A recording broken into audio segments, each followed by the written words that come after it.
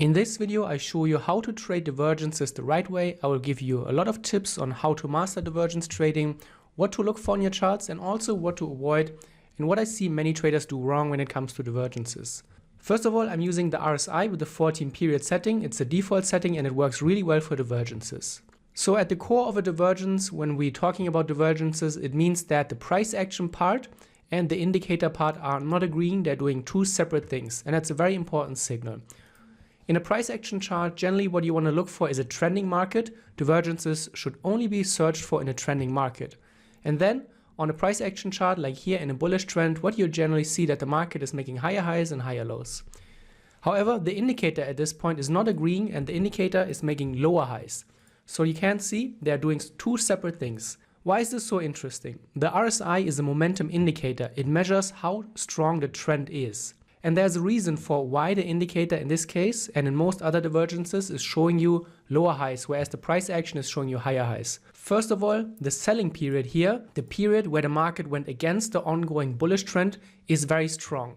When we look at what has happened previously here, we never had such a steep and strong decline. This is a very important finding because in an uptrend, you generally want to see strong buying and weak selling. But here we are seeing for the first time strong selling. At the same time, the distance from this high to this high is very low, whereas previously the market was easily able to make new highs. In this case, from here to here, the price barely made a higher high. So we have weak buying, and then we have strong selling and weak buying. This is why the indicator picks up a divergence. The indicator is recognizing that we have strong selling and weak buying. And so therefore, the indicator is showing you that there's something going on in the charts that you don't see when you just look at the market moving higher. But this is only the first part, and a divergence should never be traded on its own. A lot of traders will lose money when they trade only divergences, but divergences need to be put in the right context. First of all, the most important thing is that you have to search for divergences in a trending market, never in a range market. Also, I would recommend only trade divergences in mature trends, when the trend has been already going on for quite a while. When the trend is just getting started and the new uptrend is just emerging and you see a divergence, that's not a good signal. Look for mature trends. They have a much higher chance of turning around. Also look at the bigger picture. We can zoom out and what we see is that the market has been going down quite a bit. Here even there was a very strong selling period. This could be news driven, it doesn't matter, but what we see is that we had a strong selling period. Then afterwards, the market overall is giving you a very weak buying period. So the market has been grinding higher, yes, but very slowly. So overall, the market seems to be going down. Also, when we look at the support and resistance structure of this chart, we see there's a huge support area here, and the market is currently trading into this area. So previous support is often turning into resistance. And this chart, if we zoom out, you can see this seems to have a tendency for this behavior. Support is turning into resistance. That's how this market seems to behave. So now you can see we have a much stronger signal than if we would just look at pure divergences. You will find divergences all over the place. However, if you don't have the additional criteria and the additional confluence factors, it doesn't matter and it's not strong enough. I would never recommend trading divergences only with divergences and no other signal around them. Then what we can look for are trend lines or horizontal structures. Here you can see we have a very nice trend line and we have a support level here. What you want to do generally is make sure that you're trading on the opposite side of a structure. Those structures, the moving average, the trend line, and the support level are providing support and the market keeps bouncing off of them. So you don't want to trade when the market is at those areas. This is a strong cluster and there's a high chance, even though we have a divergence, that the market will bounce and trade higher from it. So we need to make sure that the market makes it on the opposite side. So now what you do is waiting. You're not doing anything until the market is breaking below it. We have a very strong selling period. That's good because now we have the second strong selling period. As you can see from the RSI, this drives the RSI almost to the 20 level. Now what we have a lower high. So from this high to here, we have now a significantly lower high. Another very bearish signal. We have a double top here, very, very bearish signal. At this point, still, we're not going to go in the trade. But when the market or if the market breaks below that, that's where we want to go short. That's a very strong signal then. Let's see and wait what the market's doing. And you can see we have a strong breakout candle. This is the key. The stronger the breakout candle, the better the overall signal is. There's a huge power shift going on here in this market, whereas previously we probably had more buyers than sellers. Now you can see the selling periods are increasing and gaining in strength. And this points towards an overall increase in selling pressure. So at this point, it is a good idea to short the market. Stop-wise, you have a nice option here to hide your stop loss and protect your stop loss behind all of this barrier. Just above the support level, above the trend line, or even above the moving average. That depends on the level of aggressiveness. But overall, a really nice market, and there's a high chance that we roll over. Of course, we could also have a retest and retest the structure. We could also see a retest of the moving average and the trend line.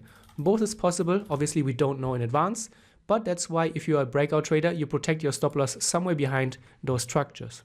You can see we have a little bit of a pushback, and then now if I speed up, let's see what happens. Move lower and lower. Very nice trending action here going on. We unfold to the downside. So you can see the divergence is only the first piece to the puzzle. The divergence tells us that the momentum structure is changing, strong selling, weak buying, and then we have all of the other confluence factors, support and resistance, we have the previous big downtrend, the weak buying here, then we have lower highs, we have great structures that are then broken, and then you can see that trend unfolds. Divergences can manifest in many different ways on your charts, and I will show you a few more examples and a few alternatives. So first of all, we want to start here with the divergence. We have the price making higher highs, and the divergence is here on the indicator. We are making lower highs. So this is a good first finding, and you can use the RSI as a first filter. What else can we see? Let's see, maybe we have a trend line here. We also have a pretty strong signal here. So what this is a reversal. You can see there was a jump. The market first jumped higher, then very strong to the downside, but eventually the market returned to make this divergence. Here it looks like a failed breakout because we can see here's our high, then we made a high, and immediately within 2 candles we are trading below that. So this is a strong rejection that we also have to be aware of. Rejections, fakeouts, as many traders will call them, are strong signals as well. Let's zoom out, and first we can see that we have a strong period of buying. I mentioned it already.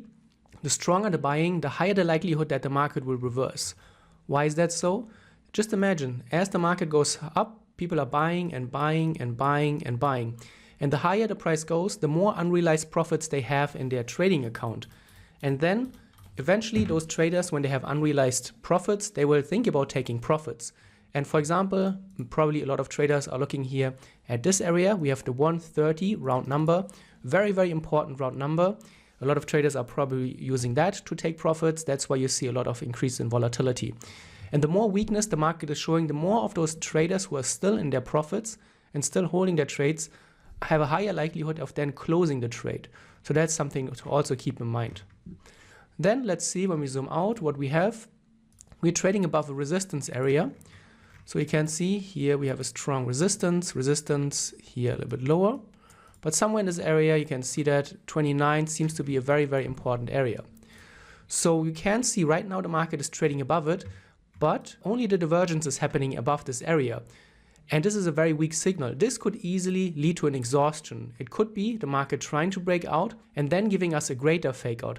We have the small fake out here in the pattern, and we could have the bigger fake out here in this overall picture. The strong resistance, the market tries to break out, and if we don't know yet if this is really going to happen, but if we fall back below this area and if we see signs of weakness, we could be at the starting point of a move back to the downside, or at least somewhere in the range. There are some big levels here in the range, but if this is failing the breakout, then there's a high chance that we will fall back inside the range. So that's also a very good thing to know. So let's see, what can we do? We have some levels here. We have our recent low here, which also coincides with the moving average and the trend line that we are drawing here. Let's just speed up the price action and see, you can see we broke below it just 2 candles afterwards. So what you want to see is this, a large breakout candle, just like I pointed out in the first example. You want to make sure that the breakout is meaningful. This is a momentum shift where the market is really shifting the gears from uptrend to now a seller dominated market. So at this point, this is your entry candle here if you're trading a breakout. And stop loss wise, again, this is a great way of trading because your stop loss can be really nicely tucked away behind all of those areas. We have the support, moving average, the trend line, and also we have a cluster of highs here. And also the round number 130 is right here. So this is also a strong resistance area. And then you can see what we have. We have the retest, almost coming back to the structure, not all the way to retest. And then the market is moving lower here underneath the moving average, retesting the moving average here. Then you can see breaking above the moving average, going into a little bit of a long-term accumulation. We can just keep going, and this is our previous example. You can see the trend unfolded. We had this sideways phase, a continuation now, and what we see now is another divergence. You can see the RSI started to make higher lows, and the price action is making still lower lows in the downtrend. And you can see that was what I was referring to. This now looks like a fake out. The market fell back below the range and now is traded almost back to the low side of the range. That's why this was such an interesting signal here, with the potential fake out happening and the top side of the range. And then you can see we moved quite low. So now what we're going to do with this? Again, first thing, we have a divergence. Do we have a trend line? Not this one. Let's see, maybe another one. Not always will you get a trend line, but maybe we can work with that. We also have here a support and resistance area. What you can also do is turn on the pivots. You can see for now the weekly pivot is here. The daily pivot is not helpful because we are at the 1 hour chart. We should generally stick to the weekly pivot. So for now we have that. We don't have too much, but we can just keep going and see what the market is doing. And we can see here, again, I was a little bit too slow. You can see the breakout happened here. Let me turn back on the pivot. We are above the pivot. Very often, not always, you will get a retest of the pivot. Sometimes you will get also a retest of the trend line, but you can see in this case, the trend line is pretty far away. So let's just see. But if you're a breakout trader, the breakout above the pivot would be your signal. I would not typically recommend to trade below the pivot if the pivot is so close. It's just a very, very strong resistance. Here again, previously I was highlighting the sideways phase, and the sideways phase here also stopped trading higher at the pivot. So that's why you want to make sure that you're on the right side of the pivot. So let's see what happens. We're moving higher and higher, the market never looks back, and we're unfolding higher. And again, we start here with the divergence at the downside. We are now back to where our previous analysis had the resistance area of this large range, and we are back at it. The 130 is just up there. Remember that we identified it. Let's see what we have. And again, we reach into the resistance area. You can see we have a fake out. Very strong selling is coming back into the market. And in this case, we don't have a typical divergence. We have equal highs on the price. The divergence is definitely showing lower highs because you can see that there's almost no momentum here for the bullish side anymore. Strong selling here that brought the RSI really down. And again, we started here with the divergence, break of the trend line, break of the structure, break of the pivot. The moving average is on our side. And that is how you can then nicely trade those divergences. This is not a classic divergence, but I still wanted to include it because I think we can learn quite a lot. What we see here is that the price action is already making lower highs, and the RSI is making significantly lower highs. This high here on the price action is already here with a low or high of the indicator of 63. So we're making significantly lower highs on the RSI. Why is that so? First of all, we have strong selling, the strongest selling that we have seen here in this uptrend, and we have very weak buying, almost no buying interest, just a little bit. We're not even coming close to the previous high. So that is what the indicator also tells you. Not only divergences are interesting, but also you can look at the different trend waves. And that's basically what the indicator is doing, the RSI in this case. It's analyzing the strength and the length of trend waves. So that's also something to always keep in mind. Then we zoom out. What do we have? We have another area of support and resistance. And it just makes sense. Whether you trade divergences or any other thing, it makes sense to add this criteria to your trading. Trade where the market has previously shown a reaction. A lot of traders will have those areas marked on their charts. A lot of traders will watch them, and then it becomes a self-fulfilling prophecy. A lot of traders probably use them for their targets and for their stops and for their positioning, and that's why they often work so well. Then what we also have is a mature trend. The market has been going higher for quite a while. We've been moving up and down in many waves. So again, a lot of traders are probably sitting on a lot of unrealized profits, and as we move into this big resistance area, probably a lot of traders will think about exiting trades, especially if they then see the market is not able to follow through and making a lower high. Then more traders will exit their long positions, and this is all then contributing to more selling pressure.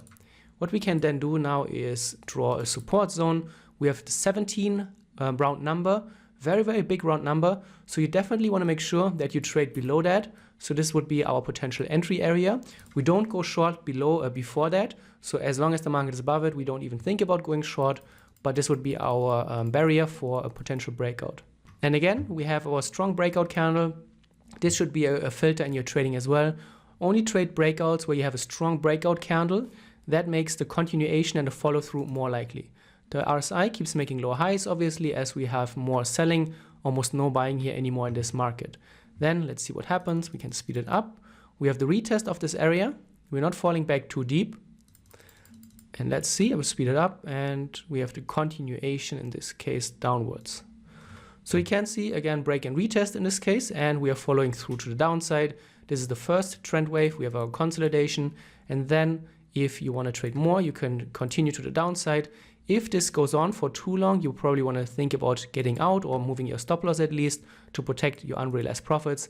But again, the point here is that with in this case, we don't have the classic divergence, but the RSI helped us in the way it is designed to understand what is going on here. Weak buying, strong selling, and that's why the indicator looks the way it does.